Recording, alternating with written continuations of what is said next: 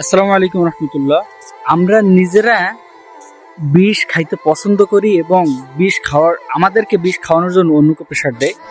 বর্তমান সময় দেখবেন বাজারে গেলে কিন্তু এমন প্রচুর লাল শাক, পালং শাক এবং প্রচুর পরিমাণে শাকসবজি কিন্তু বর্তমান সময় পাওয়া যায়। কিন্তু এইটার মাধ্যমে আমরা বিষ কিভাবে খাই বা বিষ কিভাবে পান করি, এটা আজকে আপনাদেরকে একটু বিস্তারিত বলি।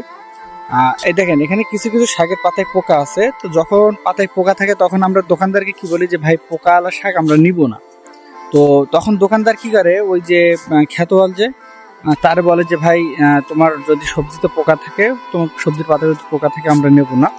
তো তখন ওই খ্যাতওয়াল কি করে, একদিন পর একদিন বিষ স্প্রে করে, এমনকি যে প্রতিদিন সন্ধ্যাবেলায় বিষ স্প্রে করে দিচ্ছে। তো এভাবে আমরা নিজেরাই নিজেদেরকে বিষ খাওয়ানোর জন্য নিজেরাই প্রচেষ্টা করি এবং নিজেরাই এটাকে মার্কেটিং করি যে আমরা বিষ খাবো ভাই, তোমরা বিষ দিয়ে হলেও আমাদেরকে ফ্রেশ সবজি দাও। কিন্তু প্রকৃতপক্ষে যেসব শাকসবজি তৈরি করা যায় এবং সাথে একটু আধটু পোকামাকড় থাকে বা পোকা থাকে, সেগুলো কিন্তু মোটামুটি ভাবে ফ্রেশ। তো এখান থেকে চেষ্টা করবেন একটু পোকা আলা সবজি খাওয়ার জন্য।